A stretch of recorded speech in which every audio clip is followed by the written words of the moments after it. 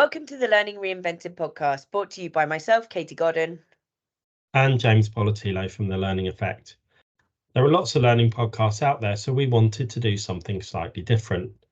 This week, after taking some breaks over the summer and back working together for the last week, we wanted to talk about some of the things that are front and centre in our minds and have caught our attention.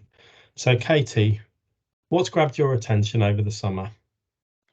There's one thing to me that really stood out, which was how people are finding answers to things online. So previously, Google was kind of the number one place, but that's shifting slightly with things like TikTok and Instagram becoming ever so popular. So people are now choosing to go to TikTok and Instagram and look up reels and videos to find out information rather than using kind of more traditional online methods such as Google. But there's also that comes with this issues potentially, because is that right? Is the information correct? Who's regulating that information? So yeah, that's one of the big topics that kind of stood out to me whilst I was away on holiday. I think it's a really interesting one because the way that knowledge has been used over time has really changed. So we go back to sort of the dawn of time, and the only way I'd get knowledge is actually person to person, talking to people. So, that knowledge was very personal. We then sort of knowledge started to be shared when we had the printing press and books, but again it remained quite elitist at that time because not everyone could read and write. And then we've had more universal education. Obviously, worldwide, there's still not everyone with universal education, but things like video and audio have certainly opened up huge information sources to people as well. But we've then seen in learning a similar thing. So if I go back to the start of my career, there was very much content control, and you would take stuff in from a subject matter expert and you'd check it and make sure it was right and push it out. And it was a very controlled and channeled communication stream. And then we had user generated content, which was sort of opening up the barriers and everyone can share everything. And now that user generated content is just the norm. Anyone can share anything. You can be a content creator from the age of 2 or 3 up till 102 or 3. And like you said, with some of the stuff coming in with AI and deep fakes and some of those things, I could be Donald Trump tomorrow talking about something, and I could be someone else the week later if I wanted to be. So yeah, I think it's a really interesting one. And what are your takes on it? I think there's a potential risk in people sharing content. And I think people sharing content is a great thing, because I think you're getting a different type of content out there, etc., etc. So I do believe in that. But when people are sharing stuff on absolutely every topic, they're not going to be experts in it. And we are starting to see that, because you've got things like deep fakes and stuff, and it makes you question what's real and what's not real.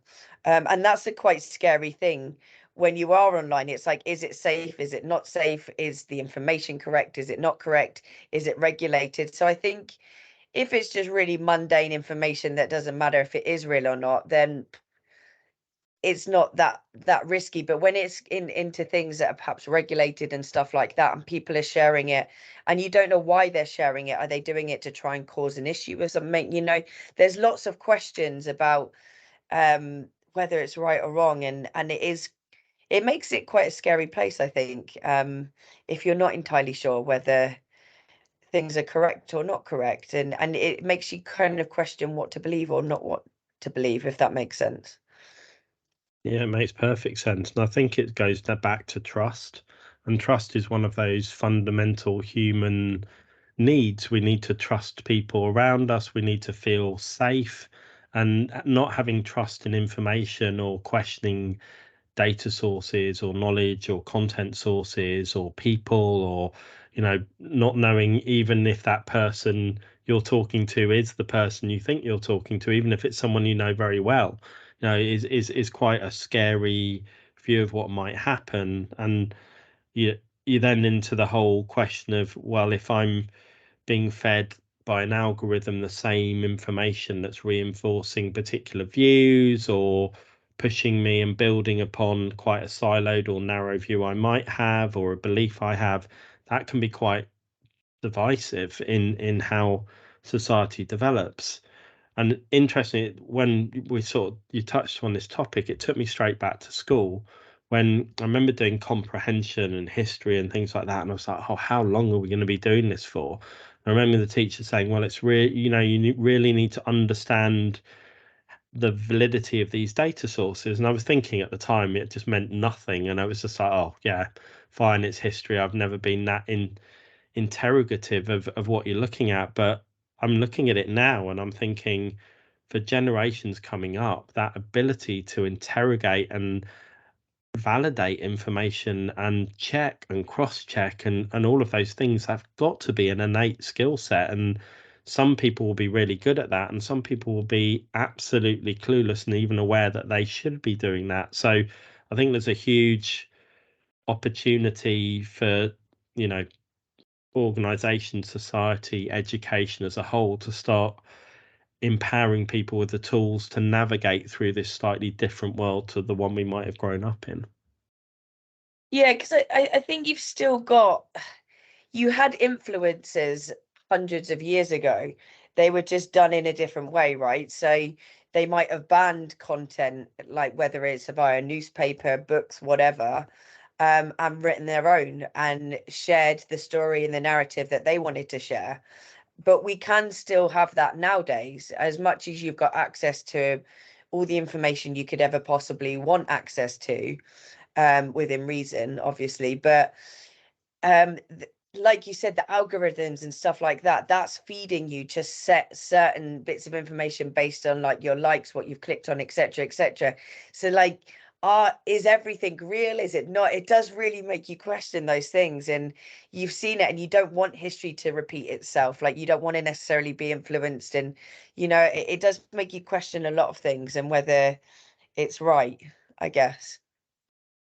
It does, and it sort of leads me into one of the things that stuck out for me over the last few months, and it's one of those things that sort of bubbles away in the back of your mind as to how trustworthy are people and how genuine are people and how caring are people and how empathic are people.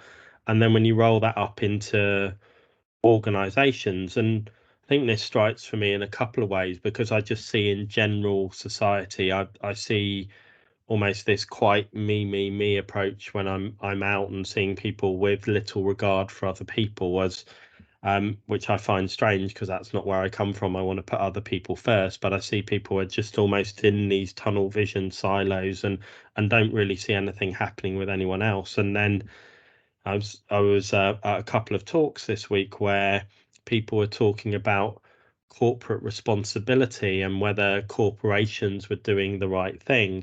And it led me to think that, well, corporations are just amalgamations, or teams are just amalgamations of people.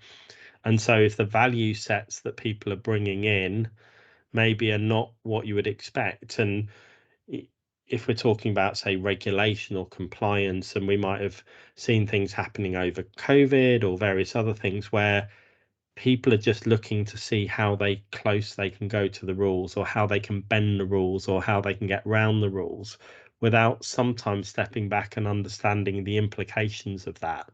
And some of the talks I was at this week, people were highlighting some of the huge corporate fines in certain industries where people have chosen to break regulation with impunity because they're actually making more money than they would ever be fined. And so there's a sort of moralistic question for me as to how, as a society and how as organizations, we can bring people together who have very different core value sets and start to ensure that organizations are doing the right thing. And we've seen some very big scandals over the years of organizations that haven't done the right things. And, you'll see those dramatized or documentaries around some of those organizations. And they're truly fascinating to look at how putting a collection of people together that sometimes the vision or the drive or something else takes them to do things that they wouldn't do individually. And there's lots of psychological experiments to show how that has happened, and you only need history like times of war to show you how that happens as well. But I just think that's bleeding more into organizations as well, where we've supposedly got these generational differences of Gen Zs and whatever you're going to call them, if you believe in those generational differences, who are looking for organizations who do good, and they want work to be part of their life, not their life. But are they landing in organizations that are doing good, or is we getting caught up in the mission of something that we maybe think is good and isn't actually delivering anything?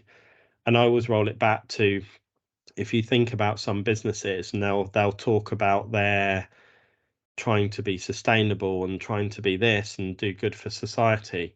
Well, in reality, the hard truths are, for some industries, they just need to stop, because what they're doing is never going to be good. You know, having huge amounts of clothing shipped around the world that we change clothing every day is ultimately bad for the planet. But, you know, that you're going to see people who almost convince themselves that what they're doing is good because they're doing less harm than maybe they would be in another situation, or they're offsetting their harm. And I think it's just quite an interesting way of thinking about things, to say, are we truly making some of those hard decisions, or do we just sort of duck them because we're bought or caught up in something else? Yeah, I think with that one as well, it always kind of takes me back to kind of statements that workplaces or work have, right? So like people might be, don't be a dick, or whatever they are, whatever those broad statements are that people are meant to live by. And it's always makes me question, do people actually live by those things? And I think that's similar to, our companies really sustainable? Are they really believing what they're saying, or are they doing it because they have to do it, and they're forced to do it because they might have fees and stuff to pay, or taxes or whatever, or do they genuinely want to help? And I always find with when people are saying stuff, and people are always like, yeah, I strongly believe in it. But I'm like, why do you have to talk about it so much? Like, obviously they're big, important things, but surely they should happen naturally if you really genuinely care about those things. So if you want to be more sustainable, that should be at the forefront of your mind in everything that you're doing anyway, right? So you shouldn't have to keep ramming that down everyone's throats to be sustainable, because it should just be natural in their way of work. So I always find that a bit of a weird one, I guess. And I think, people might genuinely believe things and want to do it, but then there is Mm. that choice of when it starts impacting upon certain things that some of their other values, or some of the other things they like or want. It's again, it's how committed are you to those things? And the other thing that's been spinning around my head, again, triggered by something that happened on holiday, but again, what that did was bring to the forefront something I'm constantly thinking about, which was sort of unintended consequences. And I was on holiday, and one of the things I love to do is dive and snorkel. And I was in Greece, and I was snorkeling, and I snorkeled into this cave, and looked under the water, and in front of me was a lionfish. Now, if you don't know what a lionfish is, it's a pretty scary looking animal that's, it's designed to make you go away from it. It's not designed to, it's not like a puppy or a bunny that you're meant to go and stroke. It's something that says, You're not get Finding out of my Nemo. space. Yes. Now, I've, done diving in various places around the world, and I've had a couple of scary run-ins with lionfish before in Thailand and a couple of other places. So I'm aware that they're not something you really want to touch, or, they don't move quick, but you just don't want to be in their space. So I'm like, reverse, reverse, reverse, get out. And I got out of the sea, and I was quite surprised to see a lionfish, and it sort of shows my ignorance. But I then ended up talking to a fisherman, as you do, and saying to him, "Oh, I saw this lionfish," and he said to me, very matter of factly, "Oh, we've got hundreds of them. They're everywhere." And I was quite surprised because, I'd been to Greece as, you know, 20, 30 years ago when I was younger, and, it was always safe sea, none of these types of animals. You didn't really have anything. And I was like, that surprised me. So, do a bit of research and found out that actually the Mediterranean, which Greece sits in, is a sea that used to not have any of these creatures, but it's now had so many invasive creatures. And talking about up to 900 invasive species in the Mediterranean. And the reason that's happened is predominantly two factors, which you would never have thought about how that would have created it. And one was the creation of the Suez Canal, which is the canal that goes from the Mediterranean through to the Red Sea, brings a lot of trade through, stops ships coming from the Far East and India to Europe and the UK having to go all the way around Africa. So that's was the intention of that. So it was to improve trade, improve the economy. Ultimately, it would have done something good for the environment because it saves the number of miles that a ship's going round, but it also means it's easier, so more ships travel, and you might therefore have more goods, and some of the consumer economy has been almost facilitated by the building of that canal. And the second one is overall global warming, and what that means is, so they built this channel between the Red Sea, which is a very hot sea, and the Mediterranean, which was a warm sea, and that's created a passageway. But as the Mediterranean's got hotter, the creatures from the Red Sea have now migrated through the Suez Canal into the Mediterranean Sea and are now spreading out across from the east of the Med to the west of the Med. So taking that in place, what that means is that a lot of the native sea life in the Med is getting forced out by some of these invasive species. And then you think, well, what does that matter? But that's, a huge change to ecology, to the environment. You can take it at a very superficial level and means it, for some people, when they're going on their holiday, they're no longer going to be eating the seafood they would have done before. And when I started doing some research on this, there was even suggestions that chefs in some of these countries are going to have to learn to cook lionfish if they want to keep feeding people locally, and they're going to have to change diets and stuff. And you start thinking about all of these implications, and going back to, no one would ever have thought building that canal over 100 years ago would have led to that. That wasn't a consideration, or maybe it was a consideration, we don't know. But I think about the same things in terms of COVID and lockdown and working from home and some of these things, and looking at the knock-on implications of things that are made, and you might try and think through things, but you don't always foresee what's coming. And again, that then sends me back to AI being one of those things at the moment, generative AI. And you've got lots of people talking about the foreseen consequences, or trying to, futurologists trying to talk about what might come along. But yeah, it just made me take a step back and think sometimes something that's done for a very good reason or with an intention has a completely opposite output. And maybe as people and businesses, we don't always pay enough attention to those things, or we think someone else will worry about that in the future. I'm just focusing on the here and now. Yeah, I think is a bit of everything that you've said, really. I think people have probably got things in their mind, but can be more disregarding of things because perhaps it is too far in the future and it doesn't necessarily impact them directly, and it won't do because they might be retiring or whatever the reason is.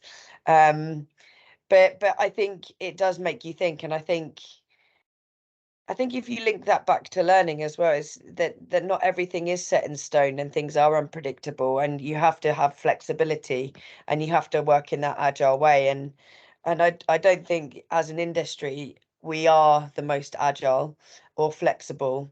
But given all of these situations and things that are happening around, that we should become more flexible and work in a more agile way in order to be able to continue to kind of keep up to speed with everything as well. And use those examples and make sure you can future proof things as much as possible, I guess, but have that flexibility in place. So future proofing doesn't mean that you have to go and buy something brand new necessarily. You can change, you can adapt, and you can still get by, if that makes sense. It absolutely does. And I think it sort of leads to some of the other big topic areas people talk about. So people talk about data, and to me, data sometimes, but again, people are quite narrow, but data is some of the way that you can predict some things that will happen, model some things that will happen, test your hypotheses, iterate, build, see what's happening. You intend to achieve something else is happening. How can you course correct? Having something that's looking further ahead than maybe you would normally, to look at what could be the unintended consequences.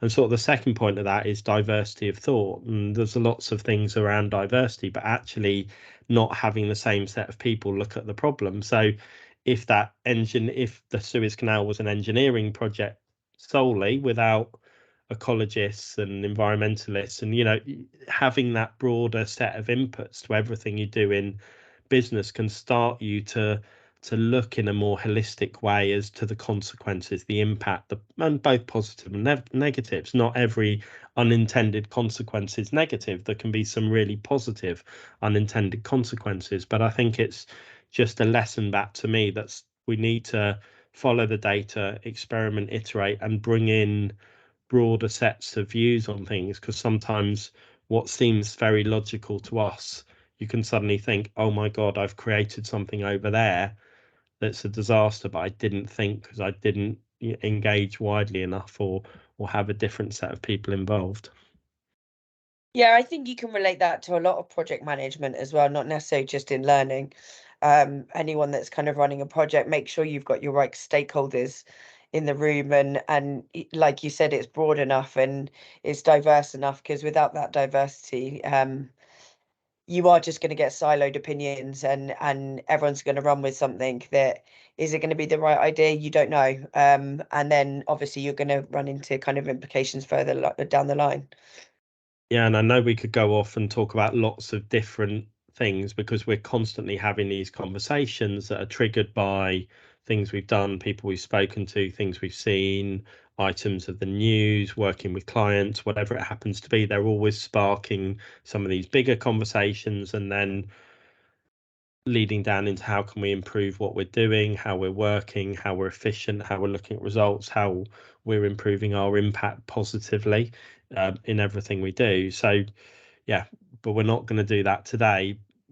But I'm really excited that when we look forward at some of the episodes that are coming up on the podcast, we're going to delve down into some really interesting subject areas and take a bit of a deeper dive on some of these broader issues that have a real impact upon the purpose and impact of learning teams and what they're really there to do.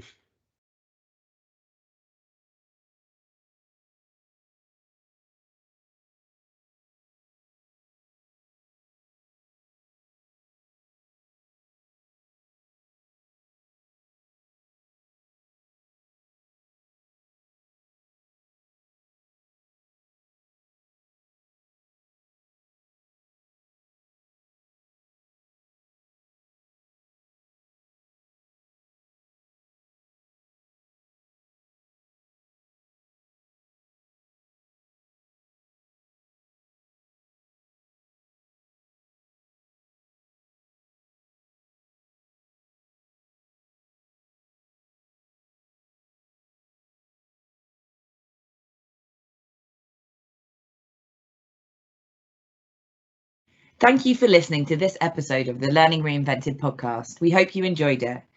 If you've not already done so, please follow our podcast. And if the learning effect can help you and your organisation, please do get in touch. You can find both James and Katie on LinkedIn, and our contact details are in the show notes below.